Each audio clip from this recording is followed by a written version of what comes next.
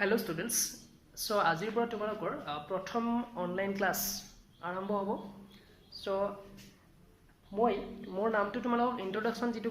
Video তোমালোকে পাইছিলা তাত মোৰ যিখিনি ইনফৰমেশন মোৰ যিখিনি ইন্ট্ৰোডাকশন এইখিনি মই দিছিলো. মোৰ নাম হ'ল ভাস্কৰজ্যোতি শৰ্মা. মই তোমালোকক ফিজিক্স শিকাম. তো মই তোমালোকক স্টাৰ্ট কৰিম তোমালোকৰ চেপ্টাৰ নাম্বাৰ তোমালোকৰ যেটো চেপ্টাৰ নাম্বাৰ 11 একাদশ যেটো অধ্যায় চেপ্টাৰ নাম্বাৰ 11 এটো হৈছে পদাৰ্থৰ তাপীয় ধৰ্ম.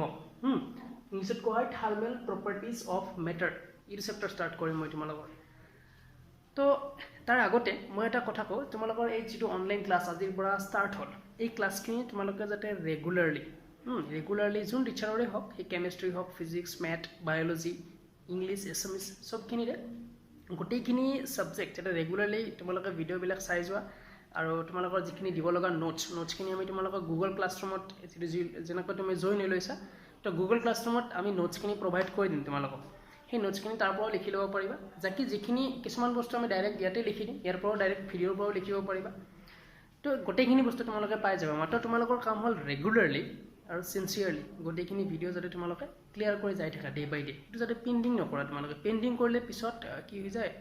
গোটেই যেটা লোড বাঢ়ি যাব পিছত পেণ্ডিং যাতে নহয়. তো ৰেগুলাৰলি তোমালোকে ভিডিঅ'বিলাক চাই যাবা. তো মই আৰম্ভ কৰাৰ আগতে পদাৰ্থৰ তাপীয় ধৰ্ম যেটো চেপ্টাৰ এইটো চেপ্টাৰ ষ্টাৰ্ট কৰাৰ আগতে এইটো চেপ্টাৰত মেইনলি প্ৰধান বস্তু হ'ল তোমালোকৰ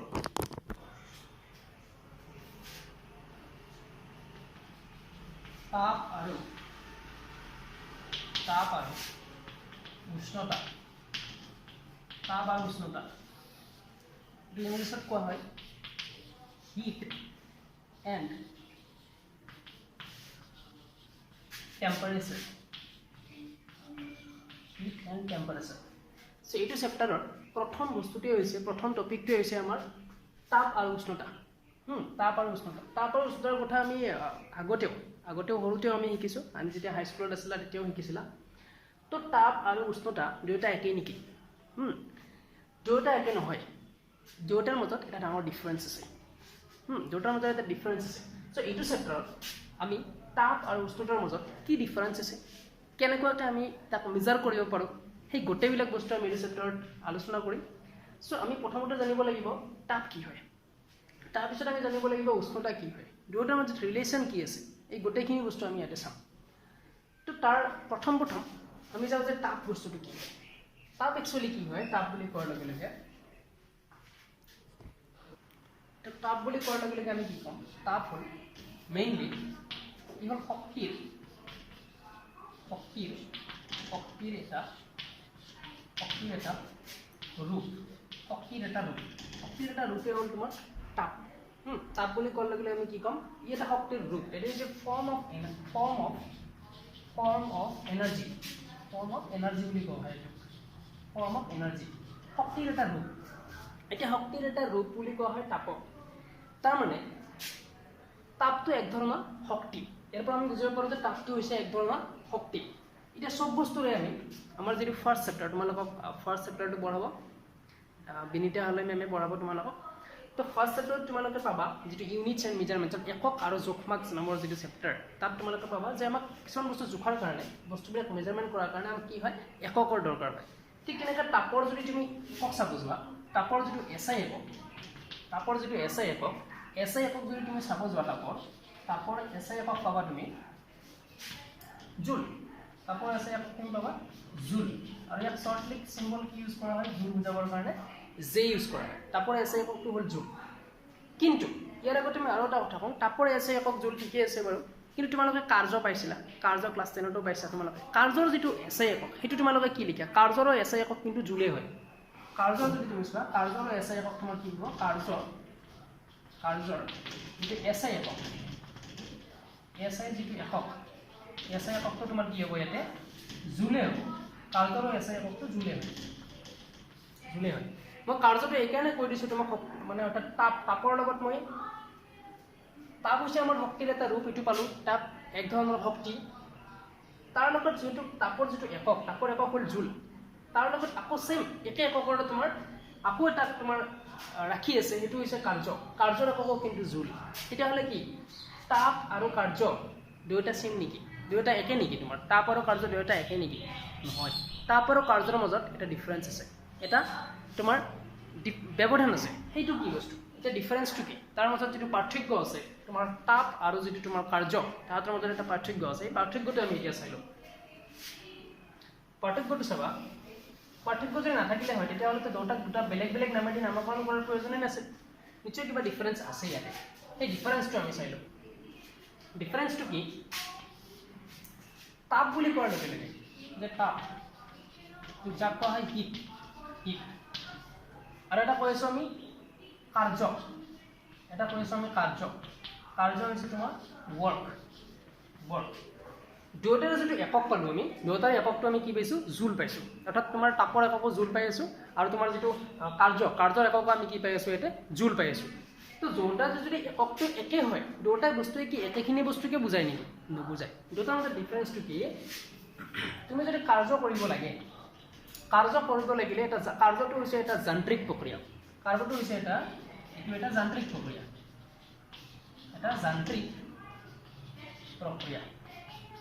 এটো হৈছে তোমাৰ এটা যান্ত্ৰিক প্ৰক্ৰিয়া মিন্স এটো এটা মেকানিক্যাল প্ৰসেস যান্ত্ৰিক প্ৰক্ৰিয়া মিন্স এটা মেকানিক্যাল প্ৰসেস এটা কাৰ্য যদি তুমি কৰিব লাগে মেকানিক্যাল প্ৰসেস এটা যান্ত্ৰিক প্ৰক্ৰিয়া বুলি কোৱাৰ লগে লগে তাত তোমাৰ কি আহিব বলৰ কথা আহিব এটা মেকানিক্সৰ কথা আহিব তাত বলৰ কথা আহিব তাৰপিছত তোমাৰ ডিসপ্লেসমেন্টৰ হৰণৰ কথা আহিব এই গোটেইবিলাক আহি যাব ইয়াতে যদি তুমি কাৰ্য কৰিব লাগিলে তুমি কি কৰিব লাগিব এটা বস্তুৰ ওপৰত বল প্ৰয়োগ কৰিব লাগিব বল প্ৰয়োগ কৰি কিনে সেই বস্তুটো তুমি কি কৰিব লাগিব হৰণ ঘটাব লাগিব যদি হৰণ ঘটে তেতিয়াহে তুমি তাক কি বুলি ক'বা কাৰ্য হোৱা বুলি ক'বা দ্যাট মিন্স তোমাৰ ইয়াতে কি লাগিব অৰ্থাৎ কাৰ্যটো এটা যান্ত্ৰিক প্ৰক্ৰিয়া আৰু কাৰ্য কৰিব লাগিলে আমি কি কৰিব লাগিব তাত কিছুমান বল প্ৰয়োগ কৰিব লাগিব হৰণ ঘটাব লাগিব এনেকুৱা কিছুমান প্ৰক্ৰিয়া তাত আহি যাব এইবিলাকক কোৱা হয় যান্ত্ৰিক প্ৰক্ৰিয়া কিন্তু তুমি যদি তাপৰ কথা চোৱা তাপৰ কথা যদি চালে এটো তোমাৰ যান্ত্ৰিক প্ৰক্ৰিয়া নহয় এটো তুমি অযান্ত্ৰিক প্ৰক্ৰিয়া বুলি ক'ব পাৰা নন মেকানিক্যাল প্ৰসেস এটো এটা অযান্ত্ৰিক প্ৰক্ৰিয়া বুলি ক'ব পাৰা বা অনাযান্ত্ৰিক বুলি ক'ব পাৰা অযান্ত্ৰিক প্ৰক্ৰিয়া এটা তোমাৰ অযান্ত্ৰিক প্ৰক্ৰিয়া তাপটো অৰ্থাৎ তাপ যদি তুমি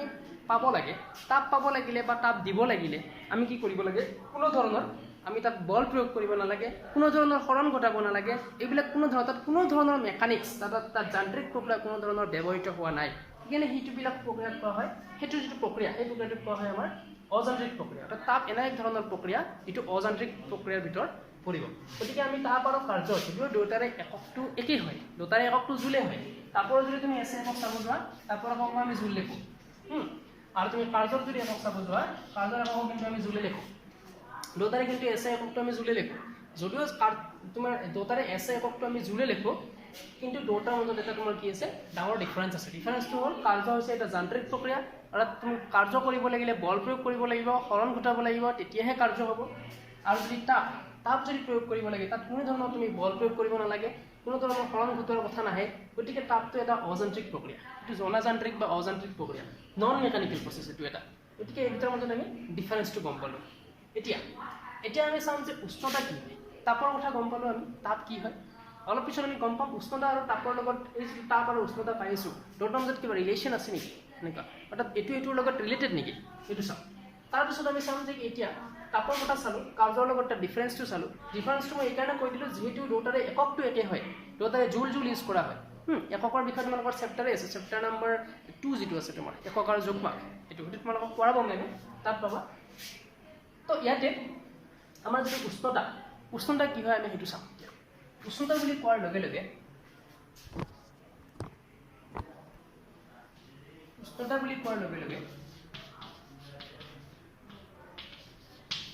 উষ্ণতা যাক কোৱা হয় ইংলিছত টেম্পাৰেচাৰ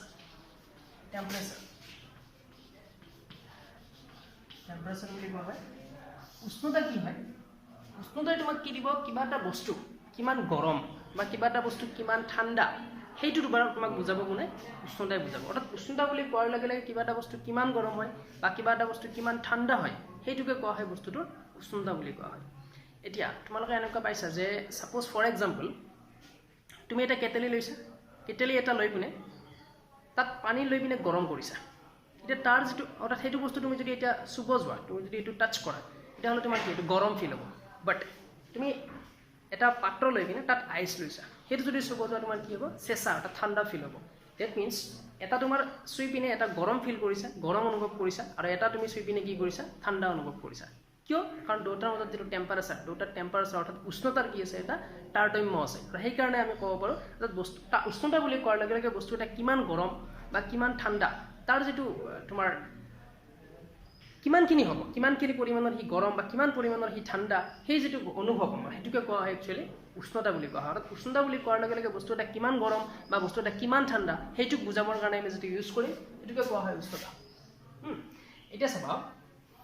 আৰু সিম্পলি ক'ব গ'লে উষ্ণতাক আমি এনেকৈ ক'ব পাৰো উষ্ণতা বুলি কোৱাৰ লগে লগে আমি এনেকৈ ক'ব পাৰো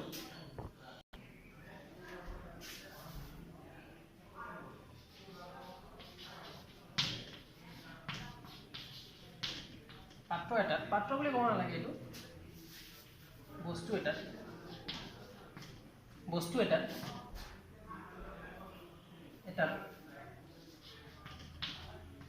প্ৰতিটো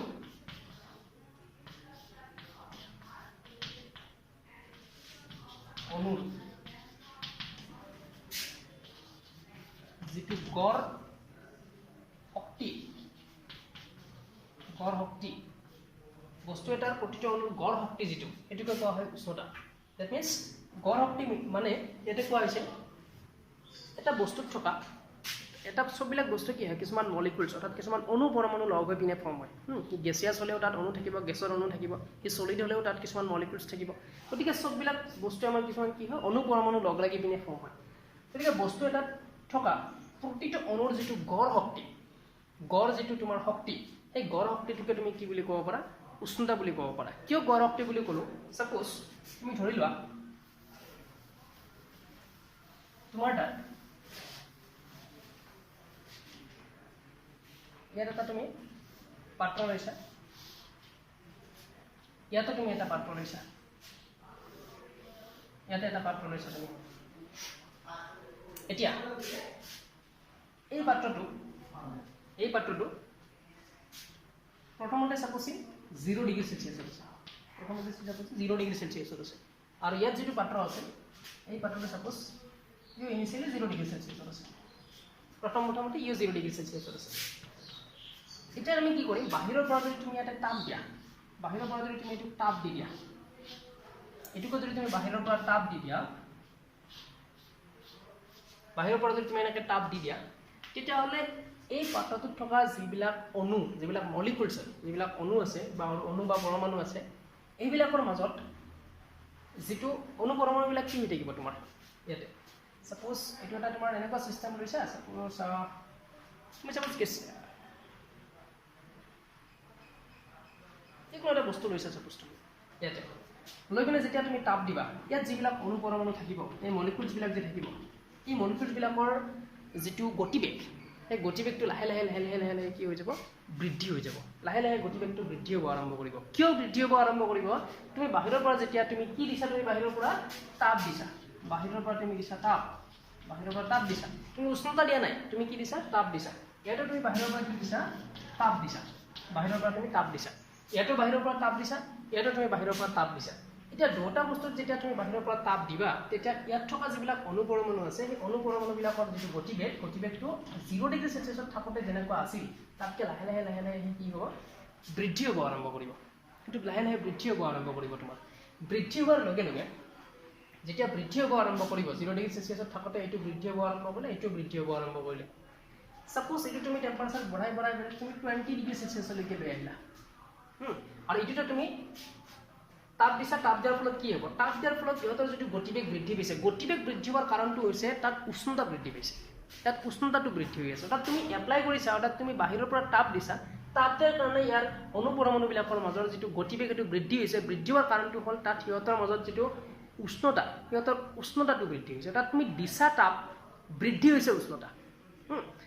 দুটাৰ মাজত ৰিলেচন হেতুৱে তুমি আমি বাহিৰৰ পৰা যেটো দিম হেতু আমি উষ্ণতা নিদিও আমি তাপ দিছো তাপ দিয়াৰ কাৰণে তাৰ যেটো গতিবেগ বৃদ্ধি হৈছে তাৰ মূলত কাৰণটো হৈছে তাৰ উষ্ণতা বৃদ্ধি হৈছে অৰ্থাৎ ইয়াতে উষ্ণতা বৃদ্ধি হোৱাৰ লগে লগে এই মলিকুলছ বিলাকৰ মাজত যেটো তোমাৰ গতিবেগটো প্ৰথমতে যেনেকুৱা তোমাৰ যিটো গতি কৰি আছিল এইবাৰ কি বেছি স্পীডত এনেকুৱাকৈ জহাটো হয় তোমাৰ বেছি স্পীডত মুভ কৰিব আৰম্ভ কৰিলে এতিয়া ইটো তুমি তাপ বঢ়াই সাপোজ যদি তুমি 50 ডিগ্ৰী সেলসিয়াছলৈকে লৈ আহিলা 50 ডিগ্ৰী সেলসিয়াছলৈকে লৈ আহিলা তো এইবিলাক যিবিলাক অনুপৰমাণু আছে ইয়াত যিবিলাক মলিকুলছ আছে এইবিলাকৰ যিটো তোমাৰ গড় গতিবেগ এইবিলাকৰ যিটো গতিবেগ হ'ব তোমাৰ এভাৰেজ এনাৰ্জি বুলি এইকাৰণে কোৱা হৈছে সবৰে গতিবেগটো কি কম বেছি হ'ব পাৰে এই মলিকুল বিলাকৰ গতিকে এইবিলাকৰ গতিবেগটো তোমাৰ কি হ'ব বৃদ্ধি পাব কাৰণ ইয়াতে তুমি তাপ দিয়াৰ লগে লগে ইয়াত উষ্ণতাটো বৃদ্ধি পাইছে তুমি বাহিৰৰ পৰা দিছা তাপ ভিতৰত উষ্ণতা বৃদ্ধি হৈছে উষ্ণতা বৃদ্ধি হোৱাৰ লগে লগে কিন্তু ইয়াত কৰি এই মলিকুলছ বিলাকৰ ইয়াত থকা অনুপৰমাণু বিলাকৰ যিমান গতি কৰি আছে ইয়াত থকা অনুপৰমাণু বিলাকৰ যিটো গতিবেগ সেইটো কিন্তু ইয়াতকৈ বেছি হ'ব কাৰণ এইটো 50 ডিগ্ৰীলৈকে তুমি লৈ গৈছা গতিকে ইয়াতে বেছি এনাৰ্জি দিছা তুমি বাহিৰৰ পৰা একচুৱেলি মই ক'লো এটা শক্তিৰ এটা ৰূপ তাপ মিন্স শক্তি বাহিৰৰ পৰা বেছি শক্তি তুমি দিছা বেছি শক্তি দিয়া মানে ইয়াত উষ্ণতাটো বেছি পৰিমাণে বৃদ্ধি হ'ব উষ্ণতা বেছি পৰিমাণে বৃদ্ধি মানে হ'ব বেছি পৰিমাণে বৃদ্ধি হ'ল মিন্স এই অণুবিলাকৰ বা অনুপৰমাণুবিলাকৰ যিটো গতিবেগটো ইয়াতে কি হ'ব বেছি পৰিমাণে বৃদ্ধি হ'ব ঠিক আছে তো ইয়াতে তুমি দিলা ইয়াতে 50 লৈকে লৈ গ'লা এইবিলাক আৰু বেছি স্পীডত মুভ কৰিব এনেকুৱাকৈ মুভ কৰিলে এনেকুৱাকৈ মুভ কৰিলে ইয়াতেও মুভ কৰি আছে অনুপৰমাণুবিলাকৰ মাজত এতিয়া যদি আমি এটা কাম কৰোঁ এটা আহিব বেলেগ তোমাৰ সংঘাতৰ কথা আহিব মলিকুলবিলাকৰ মাজত সেইবিলাক আমাক এতিয়া নালাগে এতিয়া আমাক আমাৰ এটা চেপ্টাৰ আছে কাইনেটিক থিয়ৰী অফ গেছীয় গতিতত্ত্ব বুলি আমি পিছত চাম এইটো চেপ্টাৰত আমি জাষ্ট এইটো বস্তু গম পালোঁ যে বাহিৰৰ পৰা আমি তাপ দিছোঁ বাহিৰৰ পৰা তাপ দিয়াৰ কাৰণে ইয়াত থকা যিবিলাক অনুপৰমাণু আছিল সেইবিলাকৰ যিটো গতিবেগটো বৃদ্ধি পাইছে গতিবেগ বৃদ্ধি হোৱাৰ মেইন কাৰণটো হ'ল ইয়াতে উষ্ণতা বৃদ্ধি পাইছে মলিকুলবিলাকৰ মাজত অনুপৰমাণুবিলাকৰ উষ্ণতা বৃদ্ধি হৈছে তাহাঁতৰ মাজত উষ্ণতা বৃদ্ধি হোৱাৰ কাৰণে গতিবেগ বৃদ্ধি হৈছে এইটো আমি 20 লৈকে নিলোঁ এতিয়া আমি এইটো কি কৈছোঁ ইয়াতেও তাপ দিছোঁ বাহিৰৰ পৰা ইয়াতেও তোমাৰ উষ্ণতা বৃদ্ধি হৈছে অৰ্থাৎ মলিকুলবিলাকৰ অনুপৰমাণুবিলাকৰ মাজত যিটো গতিবেগ সেইটো বৃদ্ধি হৈছে যাৰ ফলত ইয়াতেও এইটো আমি কিমানলৈকে নিছোঁ আমি 50 ডিগ্ৰী সেলসিয়াছলৈকে লৈ গৈছোঁ এইটো আমি এতিয়া যদি আমি এই দুটা বস্তু এইটো বস্তু আৰু এইটো বস্তু যদি আমি লক কৰি দিওঁ দুটা যদি কানেক্ট কৰি দিওঁ এতিয়া মই এই বস্তুটো আনি ইয়াৰ ওচৰলৈকে লৈ আহিলোঁ ইয়াৰ ওচৰলৈকে আনাৰ লগে লগে কি হ'ব এতিয়া কি হ'ব এই বস্তুটোৰ পৰা যিটো 50 ডিগ্ৰী সেলসিয়াছত আছে এই বস্তুটোৰ পৰা শক্তি অৰ্থাৎ তোমাৰ কি হৈছে শক্তিটো কি হ'ব তুমি তাপ দিছিলা শক্তি বৃদ্ধি হৈছিল ইয়াতে সেই শক্তিটো এই বস্তুটোৰ পৰা ইয়ালৈকে সঞ্চালিত হ'ব ট্ৰান্সফাৰ হ'ব তেতিয়ালৈকে হ'ব যেতিয়ালৈকে এইটো বস্তু আৰু এইটো বস্তু উষ্ণতা সমান হৈ নাযায় কাৰণ এইটোত কৰি এইটো কি আছে কমত আছে এইটো 20 আছে এইটো 50 আছে অৰ্থাৎ তাপ যদি সঞ্চালিত হ'ব লাগে আমি ইয়াৰ পৰা এটা বস্তু গম পালোঁ যেতিয়া বস্তু দুটা কণ্টেক্ট কৰি দিম দুটা লগাই দিম তেতিয়া যিটো উচ্চ উষ্ণতাত থকা যিটো তোমাৰ পাত্ৰ তাত থকা শক্তিখিনি কি হ'ব নিম্ন উষ্ণতাত থকা এইটোত কৰি এইটো নিম্ন ইয়ালৈকে কি হ'ব সঞ্চালিত হ'ব অৰ্থাৎ যদি তাপ পৰিবহন হ'ব লাগে তাপৰ যদি পৰিবহন হ'ব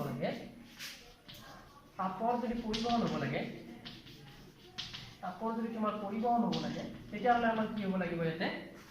উষ্ণতাৰ তাৰতম্য থাকিব লাগিব বস্তু দুটাৰ মাজত উষ্ণতাৰ তাৰতম্য থাকিব লাগিব উষ্ণতাৰ তাৰতম্য নোহোৱাকৈ উষ্ণতাৰ কোনো ডিফাৰেন্স নোহোৱাকৈ এটা বস্তুৰ পৰা তাপ বেলেগ এটা বস্তুলৈ সঞ্চালিত হ'ব নোৱাৰে অৰ্থাৎ তাপৰ যদি সঞ্চালন হ'ব লাগে বা পৰিবহন হ'ব লাগে তাপৰ সঞ্চালন বা পৰিবহন হ'ব লাগিলে তোমাৰ কি হ'ব লাগিব দুটা বস্তুৰ মাজত তোমাৰ এটা উষ্ণতাৰ এটা পাৰ্থক্য বা উষ্ণতাৰ এটা তাৰতম্য থাকিব লাগিব তেতিয়াহে তোমাৰ তাপৰ পৰিবহন হ'ব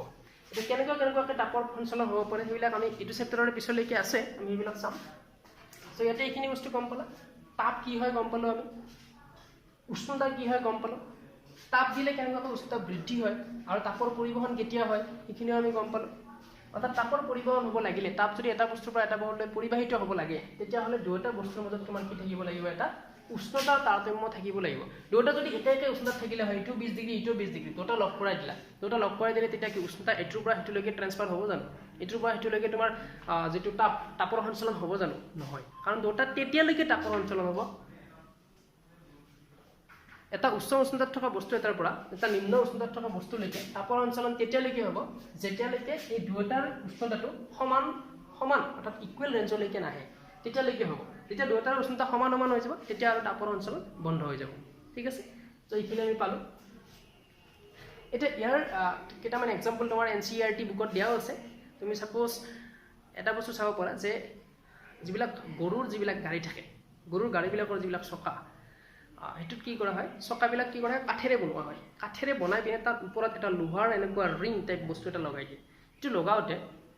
যোনে এইটো বনায় তেওঁ কি কৰে সেই কমাৰবিলাকে কি কৰে সেই যোনে আঙুঠিটো তাতে অৰ্থাৎ সেই ৰিংটো যোনে সেই কাঠৰ চকাটোত লগাব ওপৰত সেই ৰিংটোত লগাবৰ কাৰণে তেওঁ কি কৰে সেইটো প্ৰথমতে গৰম কৰি লয় কিয় গৰম কৰি লয় এইবিলাক বস্তু আমি ইয়াতে পাম ঠিক আছে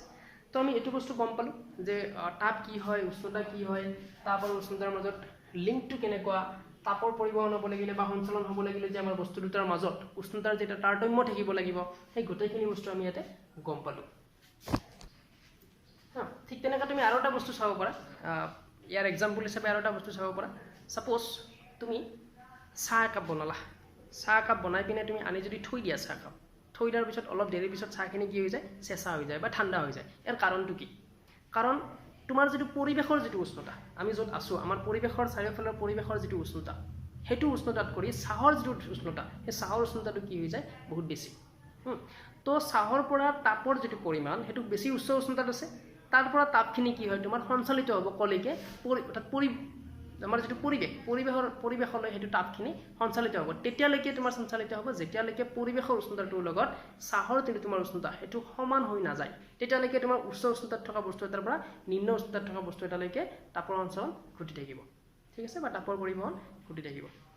তো এইখিনি এতিয়া নেক্সট আমি চাম আমাৰ যিটো উষ্ণতা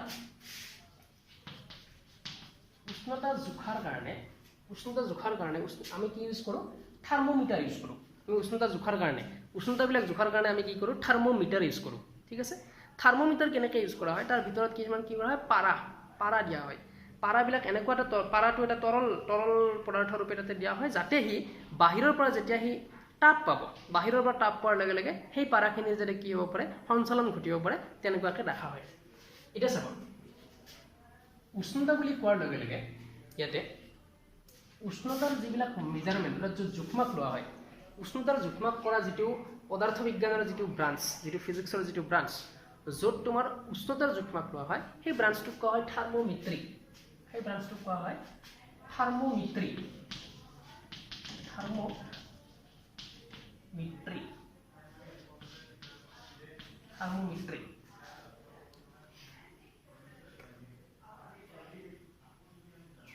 থাৰ্মোমিট্ৰি বুলি কোৱা হয় সেই ব্ৰাঞ্চটোক কোৱা হয় থাৰ্মোমিট্ৰি অৰ্থাৎ ইয়াতে আমি কি চাম উষ্ণতা এটা জোখিম আৰু উষ্ণতা জোখিবৰ কাৰণে মই ক'লোঁ যে আমি কি ইউজ কৰিম থাৰ্মোমিটাৰ ইউজ কৰিম আৰু থাৰ্মোমিটাৰটো এটা এনেকুৱা বস্তু য'ত কিছুমান তৰল পদাৰ্থ সেই তৰল পদাৰ্থ কিছুমান যাক আমি পাৰা বা এলকহল এনেকুৱা বস্তু থাৰ্মোমিটাৰৰ ভিতৰত ৰখা হয় যিবিলাকে বাহিৰৰ পৰা তাপ পোৱাৰ লগে লগে সেইবিলাক কি হয় তাৰ সঞ্চালন ঘটিব পাৰে তাৰতম্য ঘটিব পাৰে সেইটো উঠি যাব বেছি উষ্ণতা পোৱাৰ লগে লগে এইটো এটা নিৰ্দিষ্ট লেভেললৈকে উঠি যাব যেনেকুৱাকৈ আমি জ্বৰ জোখিবৰ কাৰণে আমি যিটো থাৰ্মোমিটাৰ ইউজ কৰোঁ এতিয়া থাৰ্মোমিটাৰ ইউজ কৰাৰ লগে লগে আমি ইয়াতে তিনি ধৰণৰ জোখমাপ পাম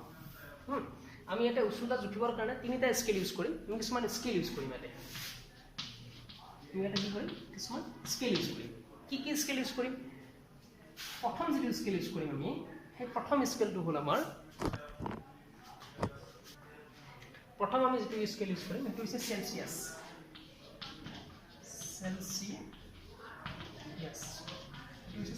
স্কেল ইউজ কৰিম চেলচিয়াছ স্কেল আমি ইউজ কৰিম তাৰপিছত আমি যিটো ইউজ কৰিম সেইটো ইউজ কৰিম আমি ফাৰেনহাইট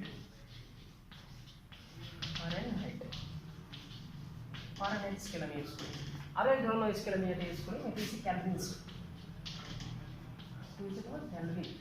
স্কেল আমি ইউজ কৰিম ফাৰেনহাইট চেলচিয়াছ ইউজ কৰিম ফাৰেনহাইট ইউজ কৰিম আৰু কেলভিন স্কেল আমি ইউজ কৰিম ইয়াতে এতিয়া চাবা ইয়াতে আমি আৰু এটা কথা কওঁ উষ্ণতা তাপৰ আমি এছআই একক গম পালোঁ তাপৰ এছআই একক হৈছে জুল বাট উষ্ণতাৰ এছআই একক হৈছে তোমাৰ কেলভিন উষ্ণতাৰ যিটো এছআই একক যদি তুমি চাব যোৱা এইটো হৈছে কেলভিন এছআই একক যদি তুমি চাব যোৱা উষ্ণতাৰ কাৰণে এইটো আমি কি বুলি ক'ব পাৰোঁ কেলভিন চিম্পলি কে দি বুজায় কেলভিন বুজাৰ কাৰণে যিটো চিম্বল সেইটো কে এতিয়া আমি ইয়াতে উষ্ণতা জোখিবৰ কাৰণে তিনি ধৰণৰ স্কেল চাম চেলচিয়াছ স্কেল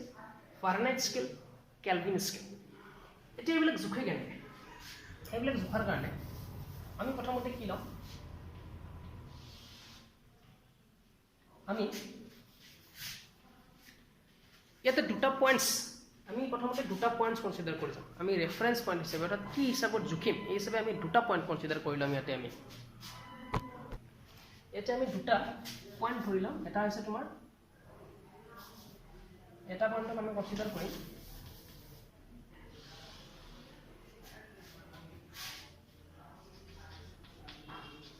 পানীৰ হিমাংক আৰু এটা আছে তোমাৰ পানীৰ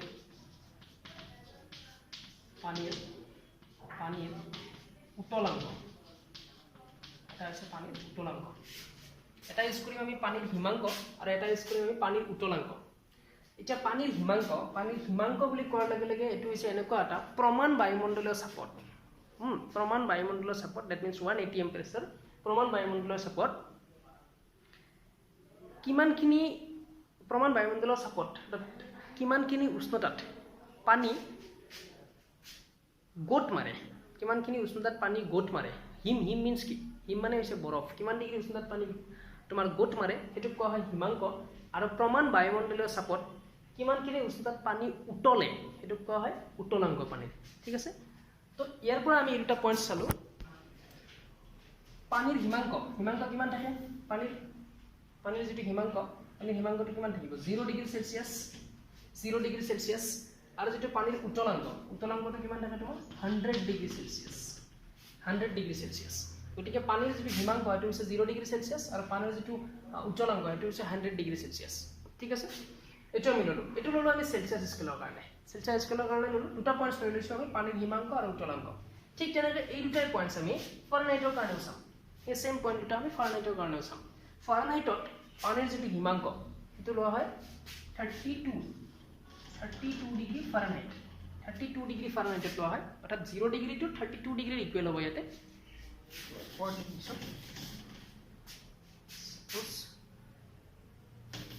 to 0 degree Celsius, suppose 32 degree Fahrenheit. আৰু যেটো উতলাংক পানী, উতলাংকটো ইয়াতে 100 ডিগ্ৰী সেলসিয়াস আছে, ইয়াতে ফাৰেনহাইটত যদি আমি এটো লিখো এটো পাম আমি 212 ডিগ্ৰী 212 ডিগ্ৰী ফাৰেনহাইট পাম। এই সেম গটেখিনি বস্তু যদি আমি কেলভিনৰ কাৰণে চাব যাও, কেলভিনৰ কাৰণে আমি যদি চাও আৰু পানীৰ যেটো হিমাংকৰ পইণ্ট, হিমাংকৰ কাৰণে যেটো আমি বিন্দু পাই আছো 0 degree Celsius, in case of ফাৰেনহাইটত যদি আমি চাব যাও এটোত আমি কিমান পাম 32 ডিগ্ৰী ফাৰেনহাইট। আৰু যদি আমি কেলভিনত এটো চাব যাও, কেলভিনত আমি এটো পাম 273.15 কেলভিন, 273.15 কেলভিন। আৰু ইয়াতে যদি উতলাংকটো চাব যাও 100 ডিগ্ৰী সেলসিয়াস 212 ডিগ্ৰী ফাৰেনহাইট, আৰু ইয়াতে আমি যদি চাব যাও এটো পাম কিমান 373.15 কেলভিন, 373.15 কেলভিন। ইমানখিনি পাই আছো এতিয়া আমি, ঠিক আছে, ইমানখিনি আমি পাই আছো। এতিয়া আমি কি কৰিম, যিকোনো দুটা স্কেল ললো, সাপোজ আমি সেলসিয়াস আৰু ফাৰেনহাইট স্কেল ললো, সেলসিয়াস আৰু ফাৰেনহাইট স্কেল ললো। এই দুটা স্কেলৰ মাজত সেলসিয়াস স্কেল আৰু ফাৰেনহাইট স্কেল, এই দুটা স্কেলৰ মাজত সাপোজ আমি এডাল গ্ৰাফ ড্ৰ কৰিম। এতিয়া কেনেকুৱা কৰিম গ্ৰাফ ড্ৰ, এইখিনি মনত থাকিব পানীৰ হিমাংক 0 ডিগ্ৰী সেলসিয়াস, উতলাংক 100 ডিগ্ৰী সেলসিয়াস, হিমাংকটো গম পালো, প্ৰমাণ বায়ুমণ্ডলীয় চাপত যিমানখিনি উষ্ণতাত পানী গোট মাৰে এটো কোৱা হয় পানীৰ হিমাংক, উতলাংক মিন্স প্ৰমাণ বায়ুমণ্ডলীয় চাপত যিমান ডিগ্ৰী উষ্ণতাত পানী উতলে এটো কোৱা হয় পানীৰ উতলাংক। এটো সেলসিয়াস স্কেলত আছে। ফাৰেনহাইটত 32 212 তাত 212 273.15 373.15। এতিয়া আমি যদি এইটোৰ মাজত এটা গ্ৰাফ ড্ৰ কৰো, সাপোজ আমি কেলভিনটো পিছত লম, সাপোজ আমি এইটোৰ মাজত এতিয়া আমি এটা গ্ৰাফ ড্ৰ কৰো।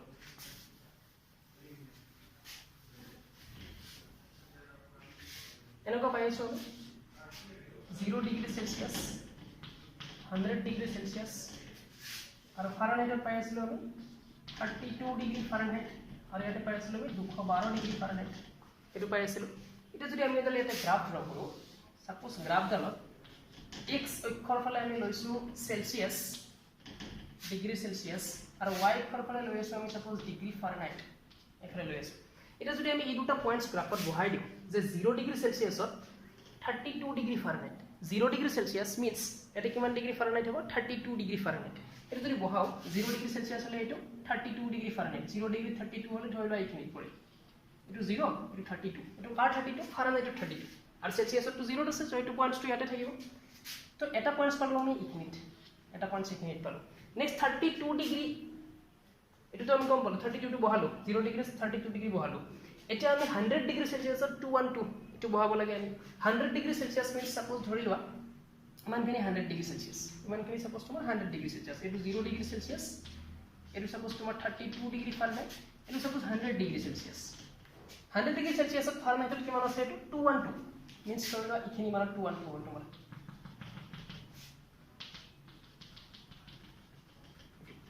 ইয়াত তোমাৰ যেটো পয়েন্টস পাই আছা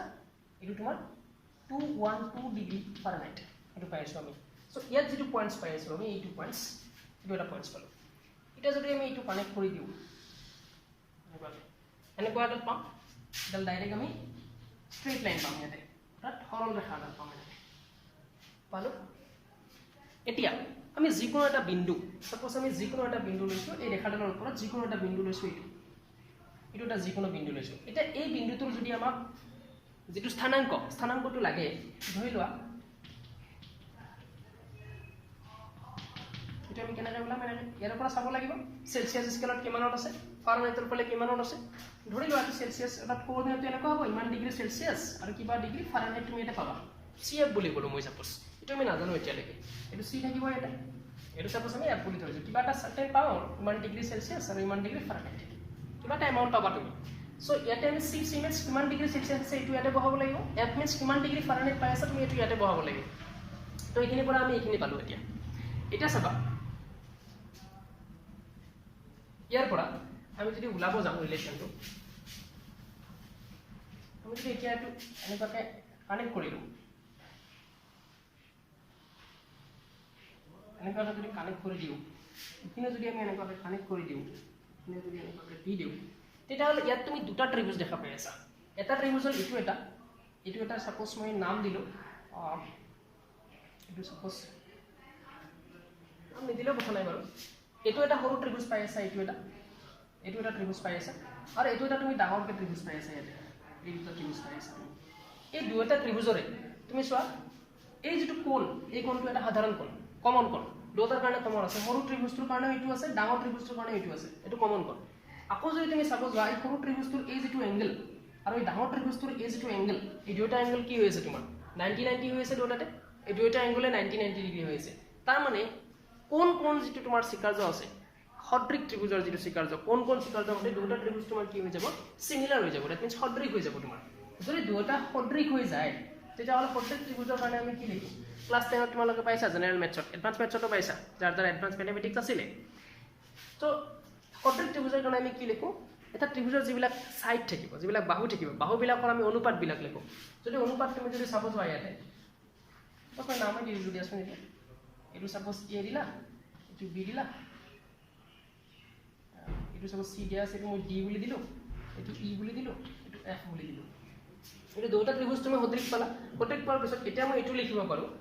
যে এটো বিডি এই বিডি যেটো সাইড সৰু ত্ৰিভুজটোৰ ডাঙৰ ত্ৰিভুজটোৰ কোনটো সাইড হ'ব EF is equal to সৰু ত্ৰিভুজটোৰ এইটো AD divided by ডাঙৰ ত্ৰিভুজটোৰ কোনটো হ'ব AE ডাঙৰ ত্ৰিভুজটোৰ AE হ'ব এটো উল্টা পাল্টা নকৰিবা যে ইয়াতে সৰুটো ললো সৰুটোৰ তলত আকৌ সৰুটো ললো এনেকুৱা নকৰিবা এনে যদি সৰুটোৰ এইটো সাইড লৈছা ইয়াৰে তুমি এইটো সাইড ল'ব লাগিব আৰু সিমিলাৰ একে বিলাক ল'ব লাগিব এনে যদি বেস অৰ্থাৎ ভূমিটো লৈছা এনে ডাঙৰটো ভূমিটো ল'ব লাগিব আৰু এইফালে যদি ফাৰ্স্ট সৰুটো লৈছা এইফালেও ফাৰ্স্ট সৰুটোৰে ল'বা উল্টা পাল্টা নকৰিবা ফাৰ্স্ট স্টাৰ্টিং টু সৰুৰে কৰিলো এটা সাইডত এ টু ওপৰত লিখিলো এনেকুৱা নকৰিবা সো এইটো আহিল এটা যদি আমি এটা চাব যাম বিডি মানে আমি কি লিখিব পাৰো এইখিনি বিডি মানে আমি লিখিব পাৰো এফ মিন্স কিমান এফ মিন্স এটো মই কৈছিলো যে কি আমি যেটো পয়েন্টস ইয়াতে লৈছিলো তাৰ যেটো ফাৰেনহাইটত থকা আছিল তাত বিডি এইখিনি মানে আমি লিখিব পাৰো এফ মাইনাস কিমান লিখিব পাৰো তাত এইখিনি আমাৰ কিমান আছে 32 এইখিনি আছে 32 গতিকে গটে f ৰ পৰা f - 32 লিখিব পাৰো f - 32 কাৰণ এই গটেখিনি f ৰ পৰা যদি মই এই 32 খিনি মাইনাস কৰি দিওঁ এইখিনি পাই যাম আমি গতিকে f - 32 ডিভাইডেড বাই ef টো কোনটো এইটো ef টো লিখিব পাৰো মই এইটো ef ৰ কাৰণে 212 মাইনাস কিমান লিখিব পাৰো মই 212 মাইনাস 32 212 minus 32 বাৰুটো লিখিব 212 minus 32 equal to 212 minus 32 equal to AD মানে তোমাৰ এইটো আৰু এইখিনি মানে আমি কি লিখিব পাৰো C minus 0 AD means এইখিনি এই গোটেইখিনি আছে C আৰু এইখিনি লাগে তো আমাক আৰু AD খিনি এই গোটেইখিনি C ৰ পৰা এইখিনি আমাৰ C minus 0 লিখিব পাৰো 0 ৰ পৰা ষ্টাৰ্ট হৈছিল নেক্সট আছে তোমাৰ AE means এই গোটেইখিনি 100 minus 0 এটো আছে তোমাৰ 100 minus 0 ঠিক আছে এটো পালো এটা মই ইয়াৰ পৰা লিখিব পাৰো লিখিব পাৰোঁ f minus 32 divided by 212 minus 32 is equal to c by 100 পাৰো এইটো লিখিব এইটো ৰিলেশ্যন পালো এইটো কাৰ কাৰ মাজত ৰিলেশ্যন ডিগ্ৰী সেলসিয়াছ আৰু ফাৰেনহাইট স্কেলৰ মাজত যিটো ৰিলেশ্যন সেই ৰিলেশ্যনটো আমি পালো ইয়াতে সেই ৰিলেশ্যনটো পালো এইটো তোমালোকে 212 ৰ পৰা 32 বিয়োগ কৰি লিখিব পাৰা এইটো একো প্ৰবলেম নাই লিখিব পাৰা 180 লিখিব পাৰা ইয়াতে 180 আহিব ইয়াতে 180 লিখিব পাৰা গতি f minus 32 by 180 equal to c by 100 এনেকৈ আমি লিখিব পাৰো এইটো এতিয়া চাবা এতিয়া ইয়াৰ পৰা আমি এইটো ৰিলেশ্যনৰ পৰা আমাৰ লাভ কি হ'ল আমাক যদি কিবা এটা বস্তু ওলাব দিয়ে সেলসিয়াছত থাকিলে ফাৰেনহাইটত নিব দিয়ে আমি এইটো ৰিলেশ্যন ইউজ কৰিব পাৰিম ফাৰেনহাইটত আছে সেলসিয়াছত নিব দিয়ে আমি তেতিয়াও এইটো ৰিলেশ্যন ইউজ কৰিব পাৰিম ইয়াতে এতিয়া চাবা ইয়াৰ পৰা আমি এটা ডাঙৰ বস্তু লিখিব পাৰো এইটো হ'ল এইটো মই মুছি দিছো গ্ৰাফডাল চাবা ইয়াৰ পৰা আমি এইটো লিখাৰ কেনেকৈ লিখিব পাৰো চাবা ইয়াতে f means তুমি যিটো পইণ্ট আমি গ্ৰাফত f means কোনটো আছিল আমি মাজত যিটো বিন্দু লৈছিলো সেই বিন্দুটোৰ ফাৰেনহাইটত থকা যি উষ্ণতা সেইটো অৰ্থাৎ তুমি ইয়াতে যিটো মান ল'ব গৈ আছা অৰ্থাৎ মান যিটো মান তুমি ল'ব গৈ আছা মান বুলি কোৱাতকৈ তুমি এনেকৈ লিখিব পাৰা ল'ব লগা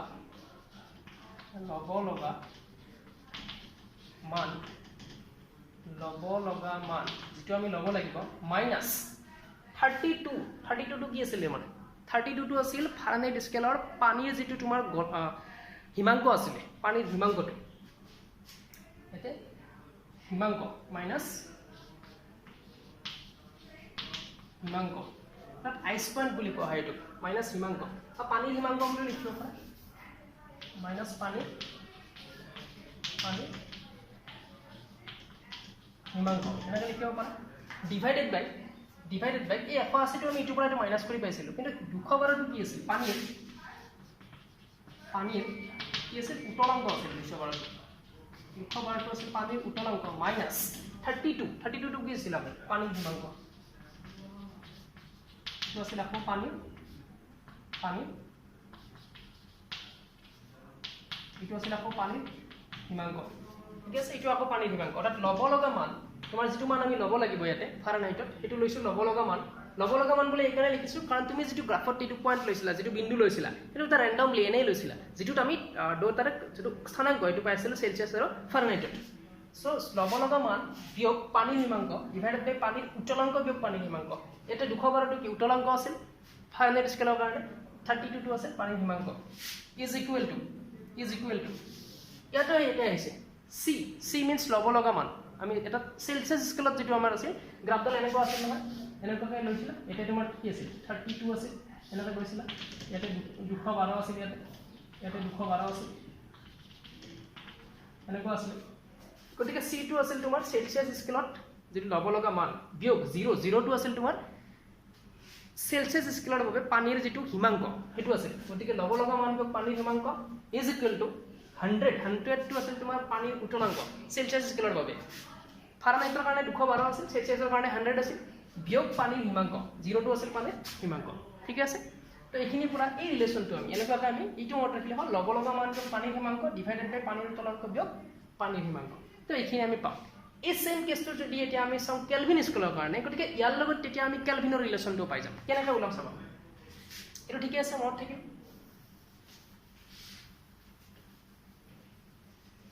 চাবা মই এতিয়া কেলভিনৰ কাৰণে কৈ আছো গোটেইকিনা কাৰণে আমি ওলাই দিছো চাবা মই এটা স্কেলটা দি দিছো সপোজ বনাই চাবা Celsius scale Fahrenheit scale Kelvin scale আৰু এটা স্কেল আছে আমাৰ সেই স্কেললৈ কোৱা হয় ৰিউমাৰ স্কেল সেই স্কেললৈ কোৱা হয় ৰিউমাৰ স্কেল এই স্কেলটা মই সপোজ এটা বনাই দিছো চাবা আৰু এটা স্কেল ইউজ কৰিব পাৰা ৰিউমাৰ স্কেল তো এটো যদি সেলসিয়াস স্কেল হয় তো এটো 0 ডিগ্ৰী সেলসিয়াস 100 ডিগ্ৰী সেলসিয়াস পানীৰ হিমাংক 0 ডিগ্ৰী পানীৰ উত্তলাংক 100 ডিগ্ৰী যদি সেলসিয়াস স্কেলত লওঁ এগেইন যদি ফাৰেনহাইটত লওঁ পুনৰ যদি ফাৰেনহাইটত লোৱা হয় ফাৰেনহাইটৰ হিমাংক 32 এটা আহিব 212 ডিগ্ৰী ফাৰেনহাইটৰ কাৰণে গ'ল এতিয়া যদি তুমি কেলভিনত চাব যোৱা কেলভিনত চাব গ'লে তোমাৰ কিমান হ'ব 273.15 কেলভিন আৰু ইয়াতে আহিব 373.15 কেলভিন ঠিক আছে এটো হৈছে তোমাৰ কেলভিন স্কেলৰ কাৰণে এগেইন যদি ৰিউমাৰ স্কেলৰ কাৰণে চাব যোৱা 0 ডিগ্ৰী ৰিউমাৰ আৰু ইয়াতে 80 ডিগ্ৰী ৰিউমাৰ এটো মনত ৰাখিব লাগিব আমি অৰ্থাৎ পানীৰ হিমাংকৰ পইণ্টটো নিৰ্দিষ্ট স্কেলৰ কাৰণে আৰু পানীৰ যিটো উতলাংকৰ পইণ্ট নিৰ্দিষ্ট স্কেলৰ কাৰণে সেইটো মনত ৰাখিব লাগিব সেলসিয়াছৰ কাৰণে 0 আৰু 100 ফাৰেনহাইটৰ কাৰণে 32 212 212 কেলভিনৰ কাৰণে 273.15 আৰু হি উতলাংকটো হৈছে 373.15 ৰিউমাৰৰ কাৰণে 0 ডিগ্ৰী আৰু 80 ডিগ্ৰী ঠিক আছে এটা ইয়াৰ পৰা আমি গোটেই কিটা কাৰণে ৰিলেচনটো পাম সবা কেনেকৈ পাম প্ৰথমতে আমি সেলসিয়াছৰ কাৰণে চাম সেলসিয়াছৰ কাৰণে যদি আমি চাব যাম প্ৰথমতে তেতিয়াহ'লে সেলসিয়াছৰ প্ৰথমতে কি আছিল লবলগা মান সাপোজ সেলসিয়াছত লবলগা মান c বুলি ক'লো ফাৰেনহাইটত লবলগা মান f বুলি কৈ আছে কেলভিনত লবলগা মানক মই k বুলি ক'লো আৰু ৰিউমাৰত লবলগা মানটো মই r এৰে বুজালো ঠিক আছে এটুক c সেলসিয়াছৰ কাৰণে c ফাৰেনহাইটৰ কাৰণে f কেলভিনৰ কাৰণে k আৰু ৰিউমাৰৰ কাৰণে r বুলি ক'লো এটা চাবা যদি সেলসিয়াছৰ আমাক প্ৰথমতে কি লাগে লবলগা মান c লবলগা মান সেলসিয়াছৰ কাৰণে c আছে মাইনাস ঠিক আছে এইখিনি মাইনাস আমাক কি লাগে পানীৰ হিমাংক লাগে আমাক সৰি পানীৰ হিমাংক মানে কিমান আছে এটা 0 ডিগ্ৰী 0 ললো ডিভাইডেড বাই পানীৰ উতলাংক 100 মাইনাস পানীৰ হিমাংক 0 ইকুৱেল টু এই সেম কন্ডিশনটো ফাৰেনহাইটৰ কাৰণে লবলগা মান f minus Himank 32 উতলাংক 212 minus Himank 32 is equal to আমি যদি ইটোৰ কাৰণে লওঁ এতিয়া তাৰ কাৰণে কিমান আহিব লবলগা মান k মাইনাস তোমাৰ হিমাংক কিমান আছে 273.15 এটা আছে 373.15 মাইনাস আকৌ উতলাংক মাইনাস হিমাংক 273.15 পাই আছো এইটো is equal to এটো ইয়াতে লিখিবা সিধা সিধি মই নাকিলে ইয়াতে লিখিছো ইকুৱেল টু ৰিউমাৰৰ কাৰণে লবলগা মান আছে r এটো মই কোনটো ফৰ্মুলাত লিখিছো এই যে মই লিখি দিছিলো এই মাত্ৰ লবলগা মান বিয়োগ পানীৰ হিমাংক ৰিউমাৰৰ কাৰণে কিমান 0 ডিভাইডেড বাই পানীৰ উতলাংক 80 পানীৰ উতলাংক বাই পানীৰ হিমাংক আকৌ তোমাৰ কি থাকিব লবলগা উতলাংক 0 এটো লিখিল তোমাৰ গতিকে লবলগা মান বিয়োগ হিমাংক উতলাংক বিয়োগ হিমাংক ঠিক আছে এইখিনি পৰা যদি তুমি এটা সলভ কৰা তুমি এনেকুৱা এটা ৰিলেচন পাবা c by 100 is equal to plus c by 100 is equal to f minus 32 divided by etu পৰা etu minus কৰিলে তুমি 180 পাবা is equal to etu পৰা যদি তুমি সোৱা k minus 273.15 divided by etu পৰা etu গলে again 100 পাবা is equal to ইয়াতে পাবা তুমি r by 80 পাও আমি এটো ৰিলেচন এটো এটা এনেকুৱা ৰিলেচন যত চাৰিটা স্কেল আছে তোমাৰ Celsius scale Fahrenheit scale Kelvin scale Reaumur scale গোটেই কিটা স্কেল আছে তোমাৰ ইয়াতে ঠিক আছে এতিয়া আমি আকৌ অলপমান সিম্পলিফাই কৰিব পাৰো কাৰণ 100 180 180 গোটেই কিটাকে ডিভাইড যায় ঠিক আমি ডিভাইড কৰি লওঁ যদি ডিভাইড কৰি লওঁ আমি কি পাম